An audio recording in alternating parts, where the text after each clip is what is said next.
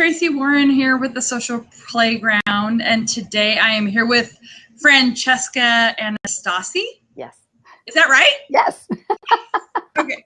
I've been saying it to myself as I've been typing it to make sure that I spell it right. And Francesca is a friend of mine from eWomen Network, and her company is Confidence, which she will talk about. But in addition, she is planning a great women's event in September called Magnificent You, which I will also have her talk about in a little bit. So if you haven't been on Blab before, Francesca, what could happen is people could join us. And then they can join in the conversation by chatting on the right-hand side of the screen, that kind of thing. Okay, I'm going to turn this off. It's too loud for me. It's getting warm, and our apartment gets kind of warm. Ah, so much more peaceful. So, Francesca, can you tell us, I hate the question, can you tell us a little bit more about yourself? But tell me, what is confidence? Like, when people ask you what it is that you do, what do you tell them you do? Well, it depends on what stage. It's funny you asked me that question. I started Confidence back in 2000. And, well, the idea started in 2000, but I actually founded the company in February of 2002. And it started with a big business plan. I took a course.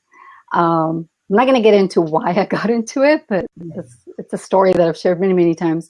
But long story short, I took a self-employment program, and part of that program was to create a business plan. And my idea was to offer dance, fitness, and personal development programs.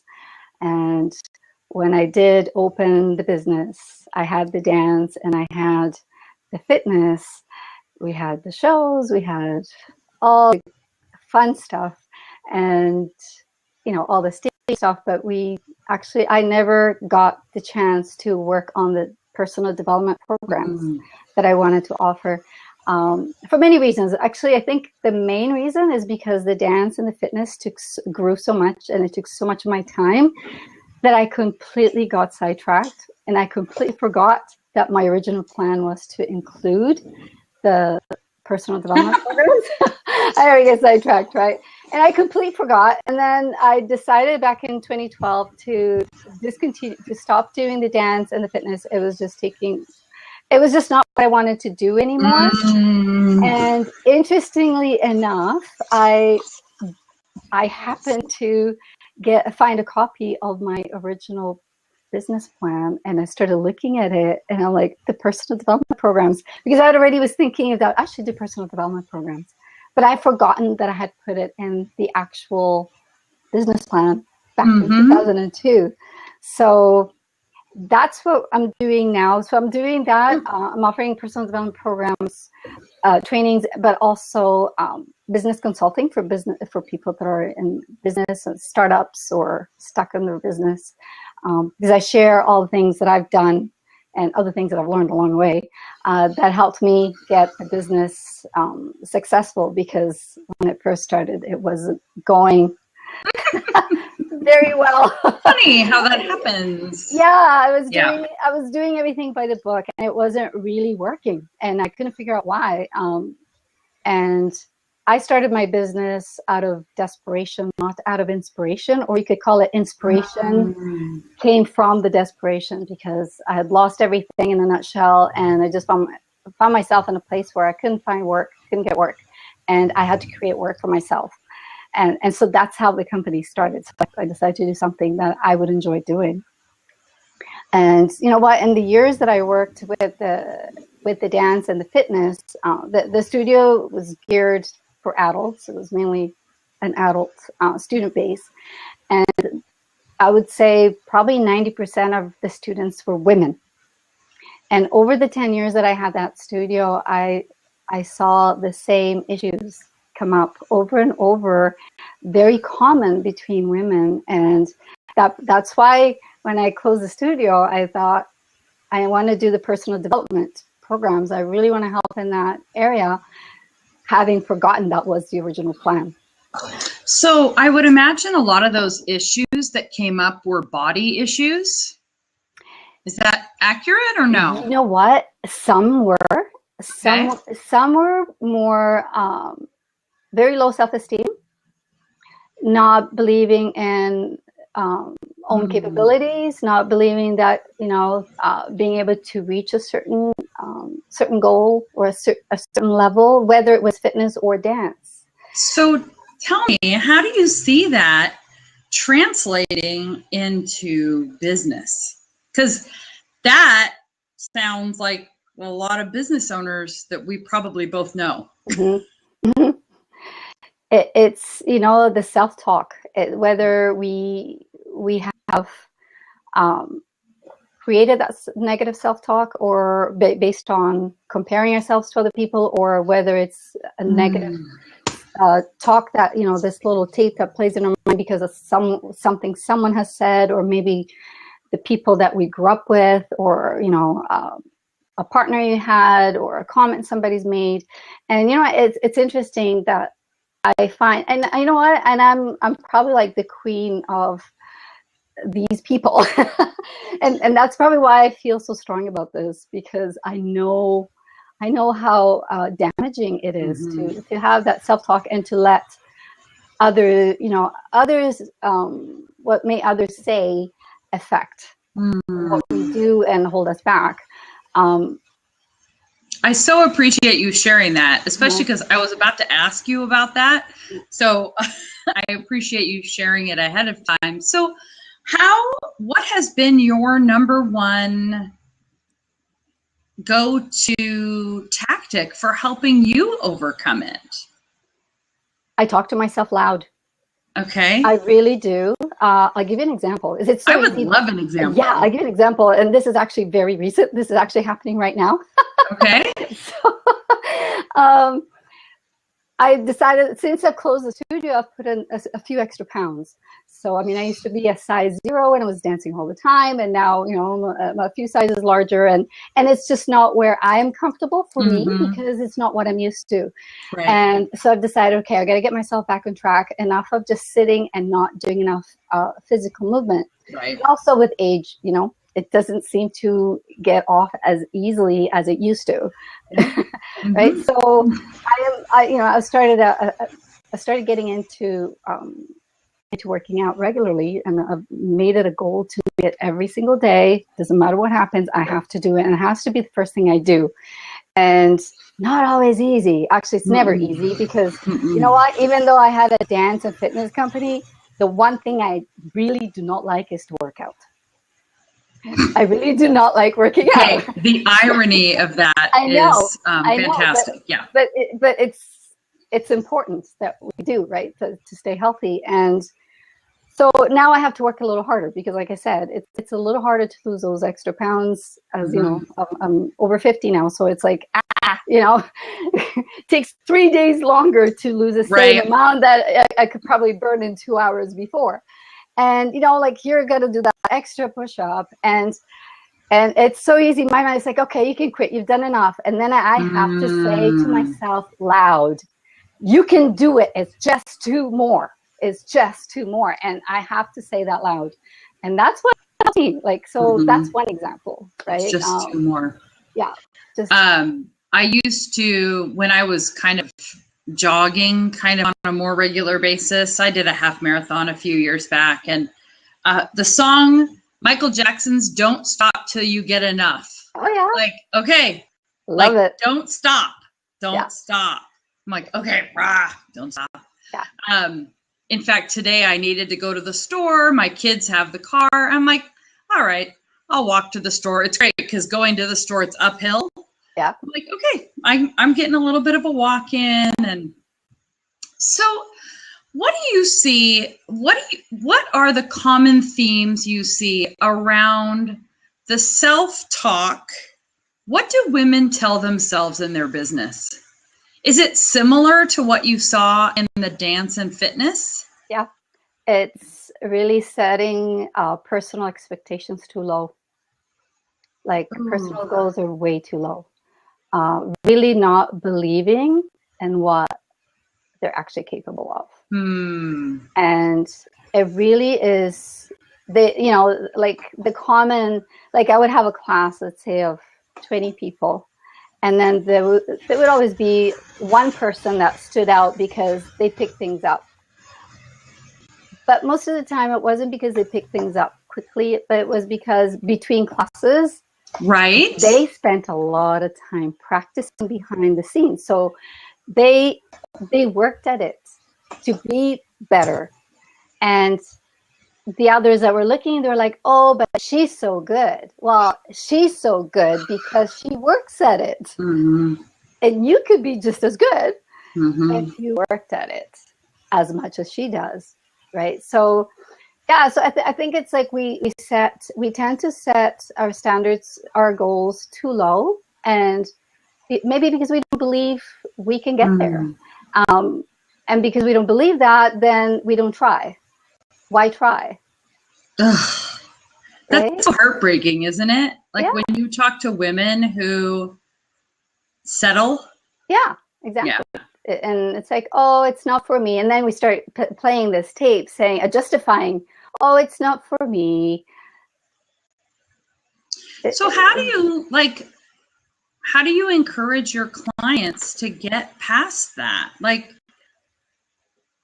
Well, what is one thing you do? I mean, I'm sure there's tons of things that you do, but. Well, different people have different issues. I mean, we do have that one as a common one, but I mean, some people have a stronger issue. And you know what? It starts with body language. That's one of the main things. Like just the way you hold yourself can change how you feel about yourself. That is probably one of the most underestimated things. And as a performer, I mean, as a dancer, it's something that I have to teach to the dancers.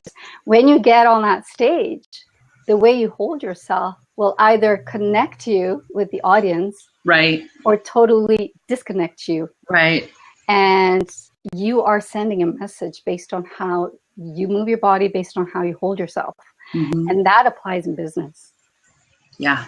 And actually, that now that you ask me about this, I'm planning on I'm creating a workshop for the very first time. I'm creating this workshop. I mean, I used to teach this a long time ago. I have an image consultant certification, and I used to do corporate training for professional image. And one of the things I used to do was the walking, the way you walk. Mm-hmm. And I decided to do a workshop just on walking for people in business and just for regular life. Just walking, but not just for the sake of walking, but walking with a message. So what is your walk saying, right? Right. I know I went to a woman talking about self-defense one time, and her number one tip was walk with confidence. Like, people who are out to do bad things to other people are looking for the weak ones. Yes. So if you stand up and you're walking confidently, they're not going to mess with you. Yeah. There are a lot of different things, though, that you can do. Like, there is a lot of things that you can actually learn. It can take a few hours to go just to demonstrate some of these things that one can do. So it's not just about hold straight. Okay. You're going to go, we'll walk like this. Right. And, it's funny, like we're laughing, but that is something that I used to see even in class. I used to say, stand up straight, give me a tall posture, and it would be over exaggerated. Well, that doesn't look natural anymore. Right. So if you stand up straight, let's say you don't want to be, let's say you're not in a safe area and you don't want to look vulnerable. If you look like you're overdoing it, you are a target. Right. You're a target regardless. I remember I was at the mall over the holidays, and this woman walked by, and oh my gosh, she had the best posture. And she walked by once, and I noticed her because of her posture. And then later I saw her, and I said, this might sound weird, but you have the best posture. And I think about, like, even at a networking event, have you ever been to a networking event where there's a chiropractor in the room? And you watch, they'll say, oh yeah, I'm a chiropractor. And you watch the whole room go from this to like, oh, there's a There's a chiropractor in the room. I should sit up straight. So what would you say? So do you work primarily with women? I do. You do. I do. What would you say is the biggest mistake, other than the setting the bar too low, that women are making in their businesses? What would be the biggest mistake? Unless the setting the expectations too low is it. And then I can ask you a different question. I think that is probably number one. And the number two is not believing that it actually could achieve that. So it's twofold, right? So if you set it to a certain level, that's your goal, then you reach it, you're okay. But also believing that you can reach it, regardless of where you put it. Right? So how often? It's not about you. That's the other thing. Sorry, it is also not about you. So when things don't go your way, don't take it personally. Oh yeah. I was having a conversation with a friend the other day, and she said, you know, I invite people over all the time, and people come over and we have lunch and whatever, and nobody ever invites me. And I said, you know what? That's not about you. It's about them. Like, people don't invite me because they think I'm busy. And I'm sure they don't invite her because they think she's busy. And then I said, would you like to have lunch? Because that would be great. I think that we put our limitations, we project our limitations on other people as well. Yeah. We worry too much about what other people think. Okay. Yes. And there's a whole lot of people out there, like, shouting their opinions from the rooftops, right? Like, making sure they know what we know what they think, right? And with through which medium though? Well, that's a good question. Because if they're doing that through, are they doing it through video? Are they showing their face, or are they doing it through just posting where they're hidden behind, you know, social media? Because the dynamics are so, like, I see that people feel comfortable writing things and comments that they would never dream of saying to your face. Yes. Right? So, yes. So I'm asking you, which medium? Like, yes, there are some people are very vocal and they will be out there, but that's not the majority. The people that put their face forward and say exactly what they think and not care about what others think, that's a very small percentage. Yeah. Yeah. So tell me about Magnificent You. Magnificent You is also kind of when I did have the studio, I kept thinking I should do a workshop on this. And then I started thinking I should add this topic, and then we should add this topic. And it grew into this 2-day conference with over 20 speakers. And yeah, it's something I've seen that it's missing. I've been to many conferences, and they're typically very, they're either topic specific, like they're either strictly on business, or they're inspirational, where you have a series of speakers that, you know, give absolutely wonderful talks and they're inspirational. But I was feeling that there was a need for something a bit deeper than that for myself. And so I thought, well, if it's not there, then I'll create it. And that's basically, that's how the idea came, because I didn't see there was one like it. And I'm actually very excited about this. It's going to be a lot of fun. So what? There'll be a few surprises. So what really would you say is the differentiator for this event? Because I mean, like you said, there's all sorts of events out there. So what's making Magnificent You different? Okay, so I don't know about Washington. I don't know what's offered there. So here. So first of all, where is here? I don't know if I said that. Where do you live? Well, I'm in the Vancouver metro area, so I'm just outside of Vancouver. I'm literally like 15 minutes. Vancouver, BC. You have to clarify, because we do have a Vancouver, Washington. Yes, Vancouver, Canada. Yeah. And, okay. Yes, Vancouver, Canada, and yeah, the conference is going to be in September. It's 2 days. So what's different about it? Well, a couple things. Speakers are coming from all over North America, which I haven't seen too much in some of the conferences that have been going on here. And not that there haven't been conferences with speakers flying in, don't get me wrong, but on this specific topic like this, with this particular format, is we have main stage speakers and we also have breakout sessions. And what I feel is one of the things that is different about this conference is that because of the breakout sessions, the women can actually pick the topics that are of interest to them at this particular time. So that's one of the differences. And well, I have a few surprises and I just don't want to share them. But okay, that's fair. You just have to come. But it's, I know it's different. I know it's different because I've seen I've done a lot of research on other events that have been going around here. So I know it will be different. I know it's transformational. And I know every person that will attend will say, I got something out of this that will change something in my life. How many people are you hoping to have attend? Well, if the event sells out, it will be 300. Okay. So it's not super big. So it's not like thousands of people, trying to keep it intimate, but still allow as many, as many people as possible, still kind of keeping it. I mean, 300 is quite the number. A portion of the tickets is actually going to be donated to women's shelters. Nice. So, because that's an important cause to me. I don't know if you're aware of Shimmy Mob. That's my other company. I know you have a couple. I do, yes. So do you know about Shimmy Mob? This much. So share about Shimmy Mob. Okay. So Shimmy Mob is the world's biggest belly dance charity event.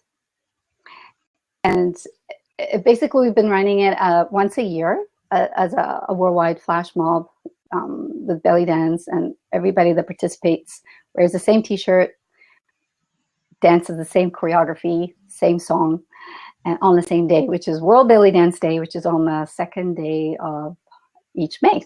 Second Saturday of every May. And so we raise funds and awareness for victims of abuse. And so each team that participates, the money goes to their local shelter. And the conference is actually co-produced between Confidence Institute and Shimmy Mob. So it's a collaboration. It's not just Confidence. So I think it's important for people to know that. Yeah. But it's all Francesca all the time. Well, Francesca's in the background. Francesca's kind of the idea maker, but without everybody participating, it wouldn't be possible. So, right. We can have the ideas, but sure. The important thing is getting everybody else on board, right? Right. So as a business coach, going back to that. I'm not a business coach. You're not a business coach. Just consultant. Business consultant. Okay. There's a difference. So tell me how you see the differentiation, because I know that question gets answered all across the board. So why do you call yourself a consultant? Because as a coach, I've had coaches myself.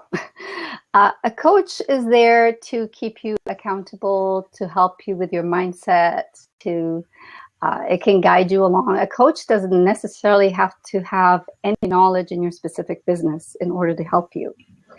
So it's more of a mindset accountability.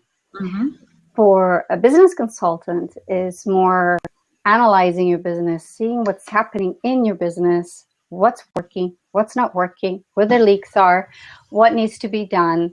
And as a consultant, I either tell you what needs to be adjusted, or I help you do it. So you, as a client, you actually have that option.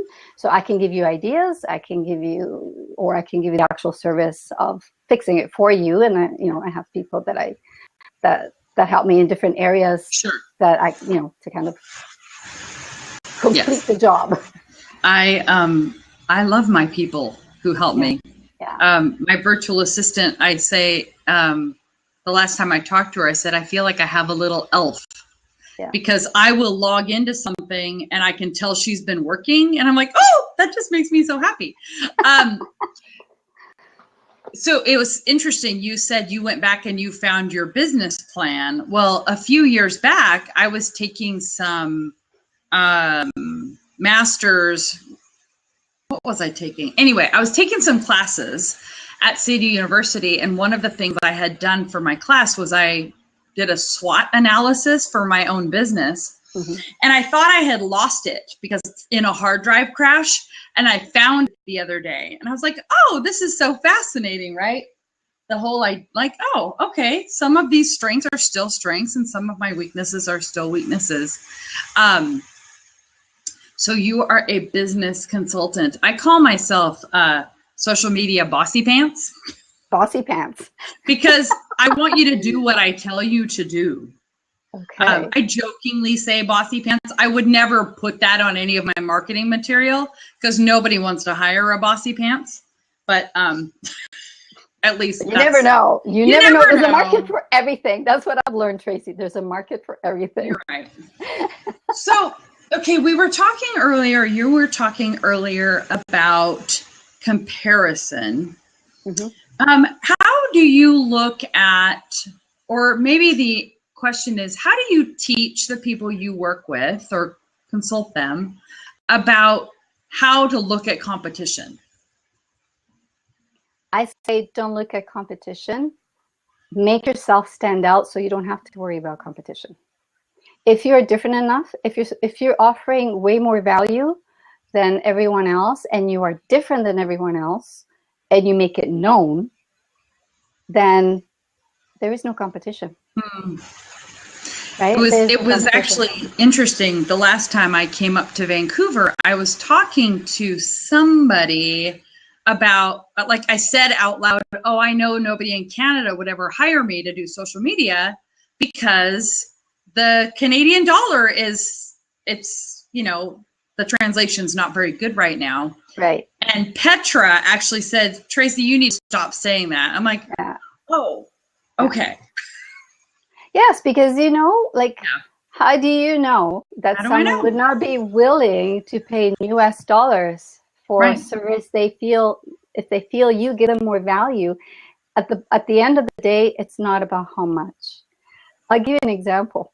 Yes, please. I think it was last week or 2 weeks ago. I can't remember. Anyway, recently I was at an event, and there were vendors, mm-hmm. and one of the booths had hairspray.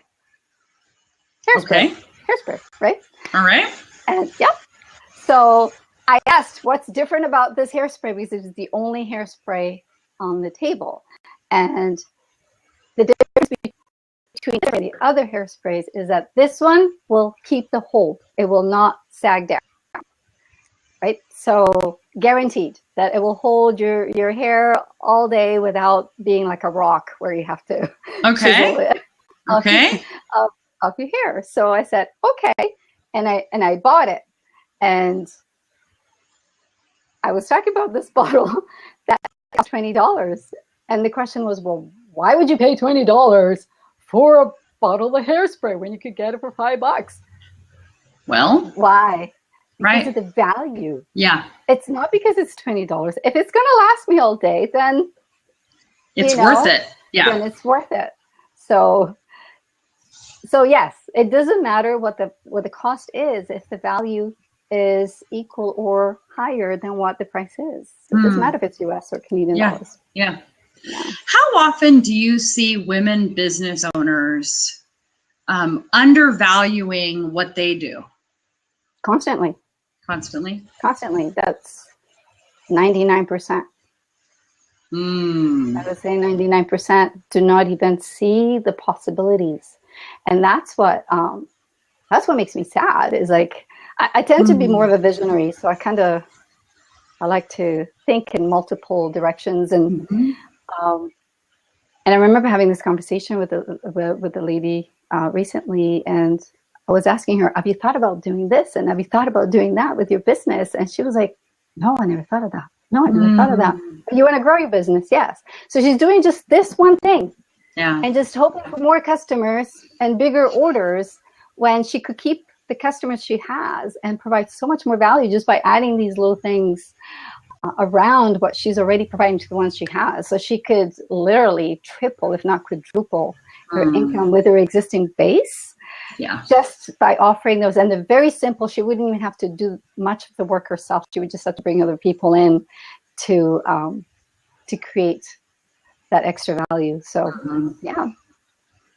Yeah, it's really too bad when somebody says, "Oh, I charge $25 an hour." I'm like, then you're not making any money. Yeah. I mean, I don't know what the tax rate is like in Canada, but at $25 an hour, you're not making anything. Yeah, no, you're not. Yeah. And then it makes me question your value. I think, like, I would rather someone say I charge 50 an hour than 20. Like, sometimes I would hire that $50 an hour person.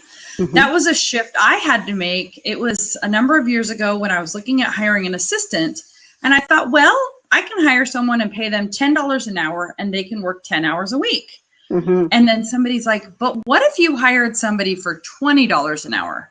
They could probably get the same amount of work done in 5 hours. I thought, right. Oh, and that changes everything, right? It Somebody does.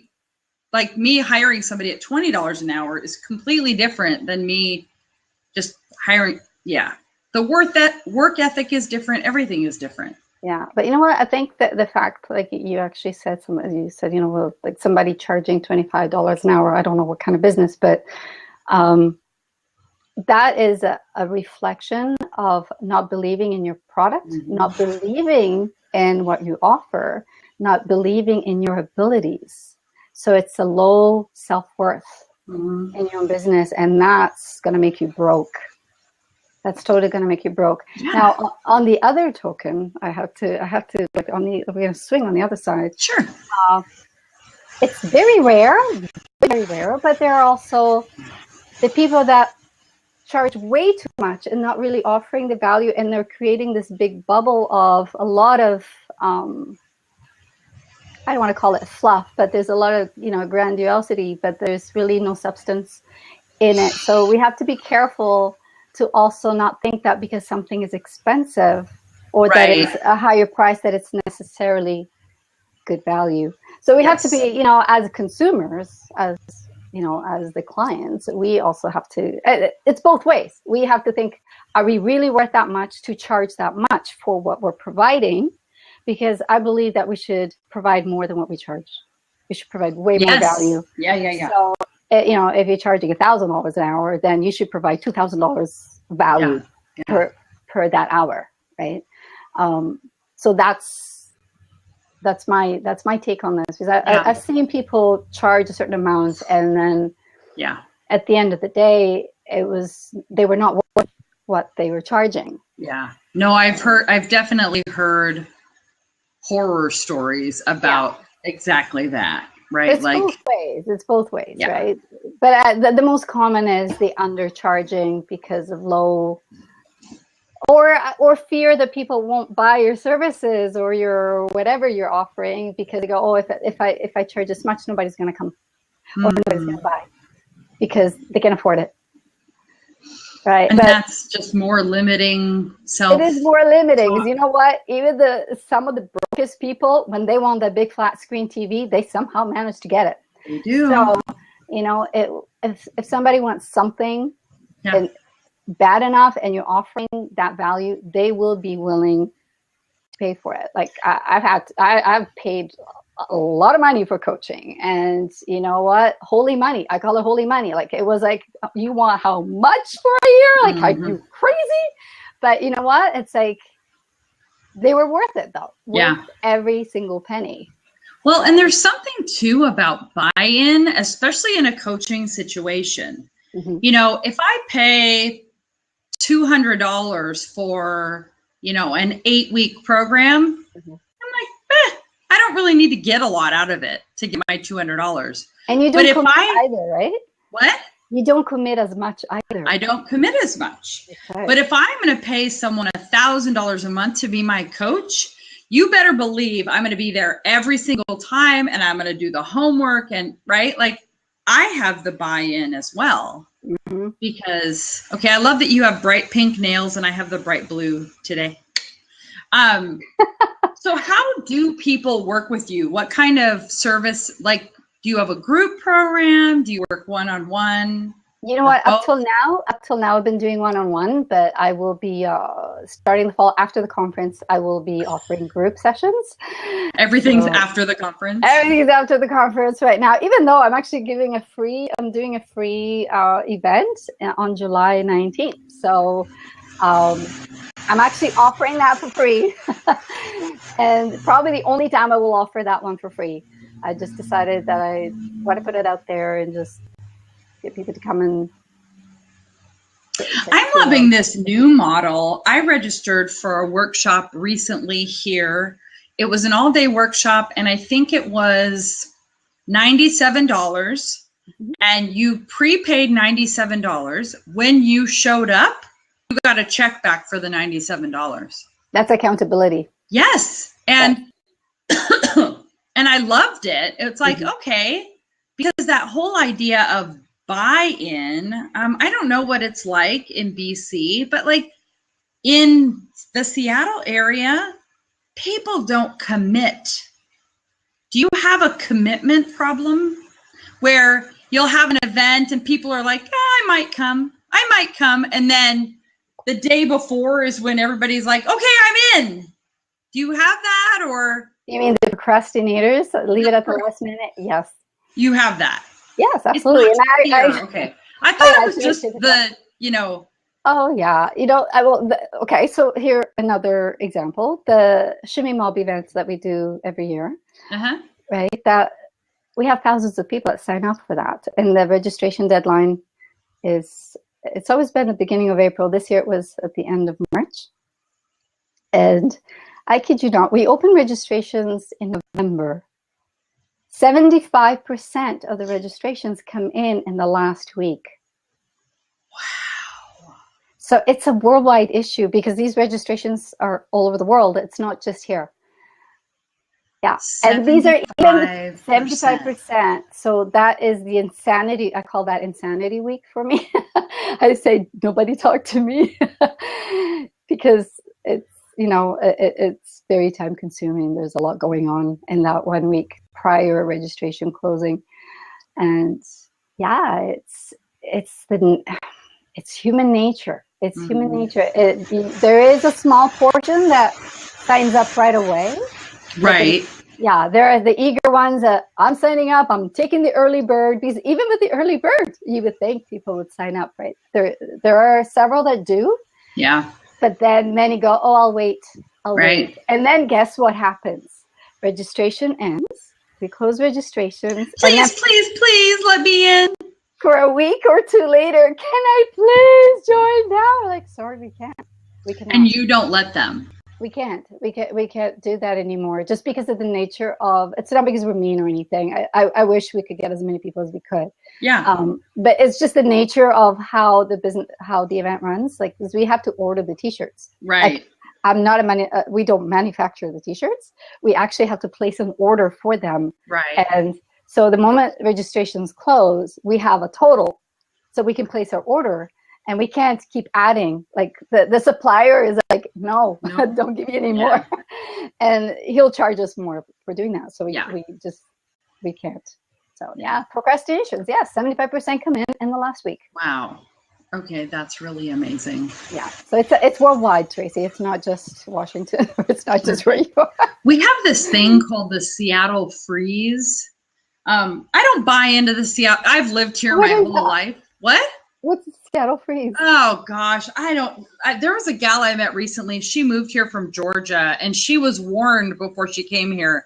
Like, Seattleites like Seattleites, and if you're not from here, then you're gonna get the Seattle Freeze. And I'm like, really? I do think we have passive-aggressive Northwest, where people don't share how they're really feeling. They're passive aggressive about that. I have been known to be passive aggressive myself, and I'm trying to be aware of when I do that, like on social media. Give me an example of a passive aggressive in this particular situation. Here's an example. Rather than confronting somebody personally, like, Francesca, if you added me to a Facebook group without asking my permission, instead of coming to you directly and saying, Francesca, don't be a jerk. Don't add me to your Facebook group. I would make a status like, please don't invite me, or please don't add me to a Facebook group without permission. And I'm like, oh, okay, that is kind of passive aggressive, isn't it? There have been a few times where I will post I'll do that. Like the other day I was at an event and I'm the social media person and my phone was the only one put away for this whole 3-hour meeting.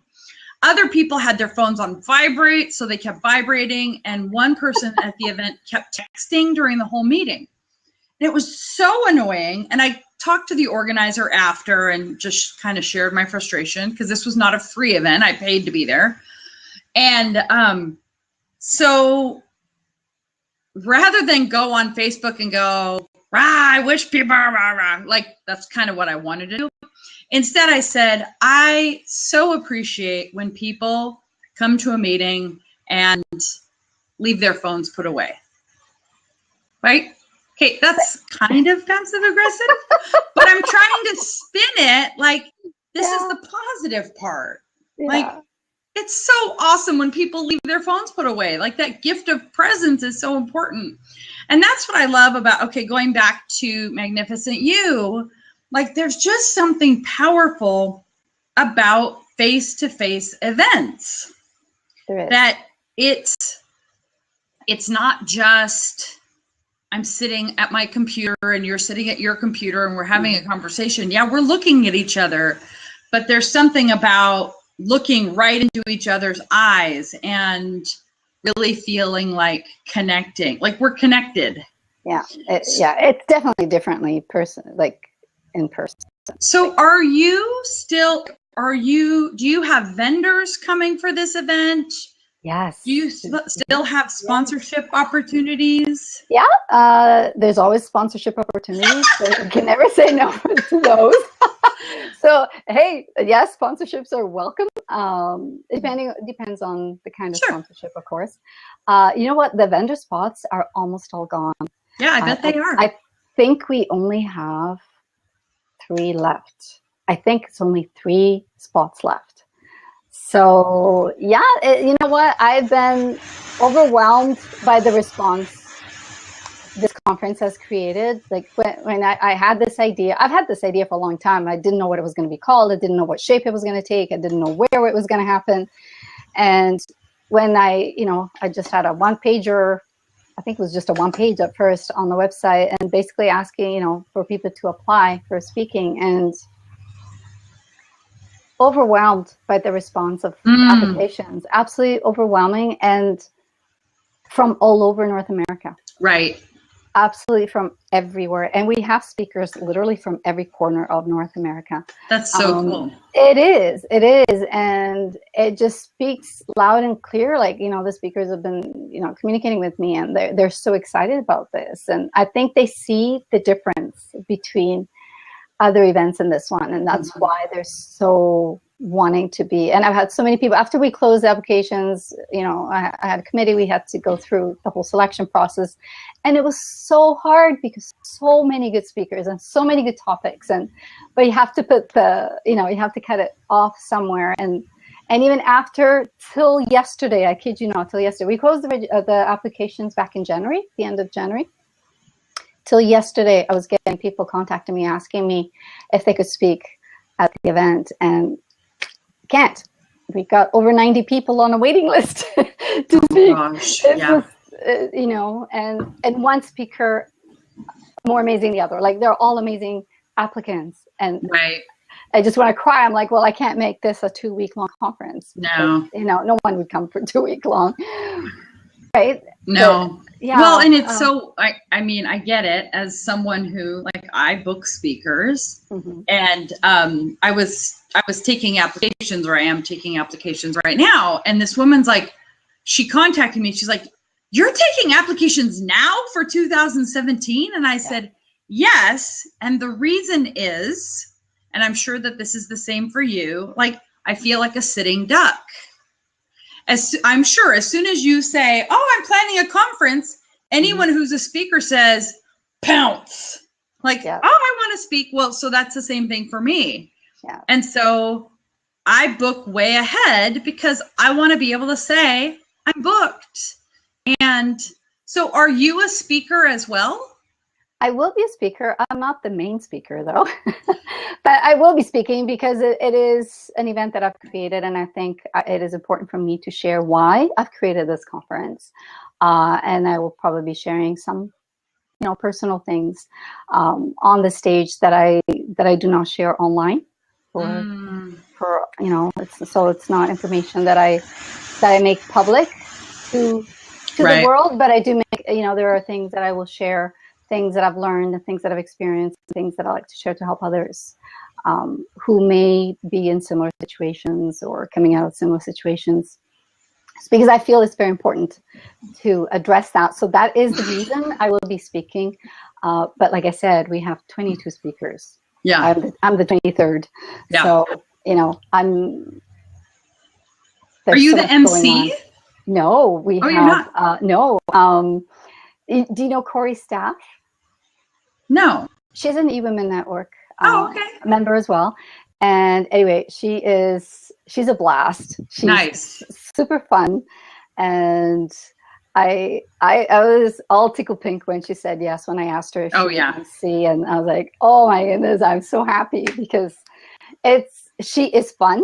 Yeah. So it will, it's the whole event. I know I can just see what's going to be happening, and I know what, what's going to take place. So it's going to be, it's going to be fun, but it's also going to be deep, and it's going to have, it's going to have all of it. And, if it's not a business conference, it is a personal growth conference. So I want to make sure that people that are watching this understand that it's not a business conference per se, even though we do have some speakers that are professionals, and some of the topics will totally help in the business, right?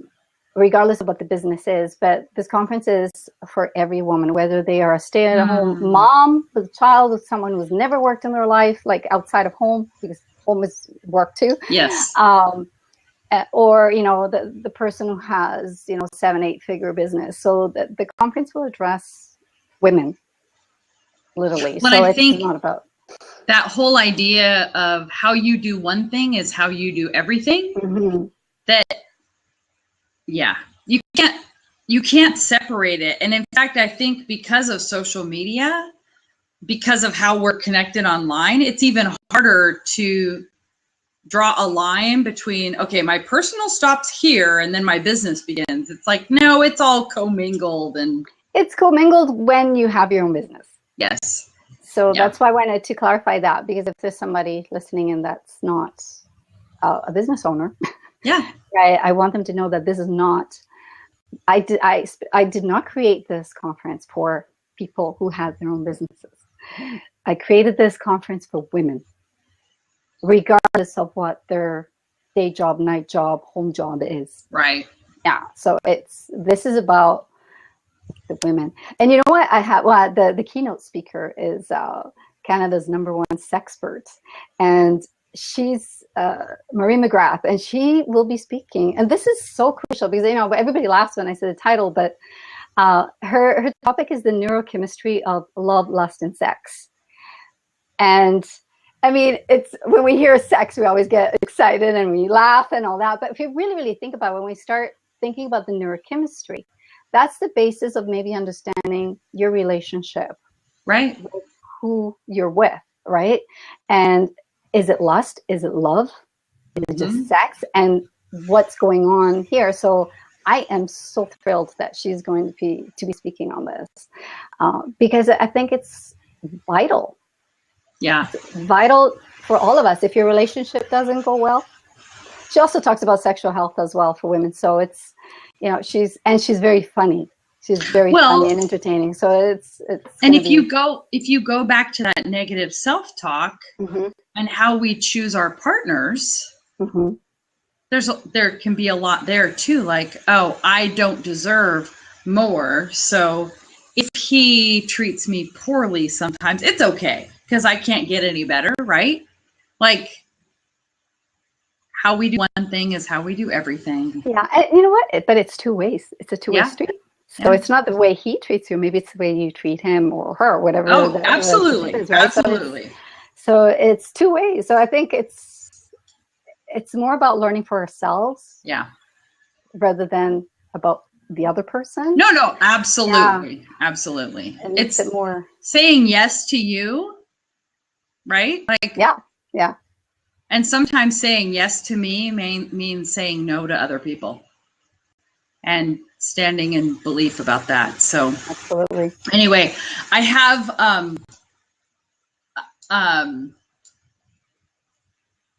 all sorts of more questions I want to ask you. Go ahead. I'm here. But actually, no, because you said there were some things that were private, but oh yeah, those are not. I figure things out, and so I'm like, oh, I think I know what she's talking about. But you don't until you come and show up. I know. I'm like, okay, I've got to look at my calendar, and with because of eWomen Network Conference being a week.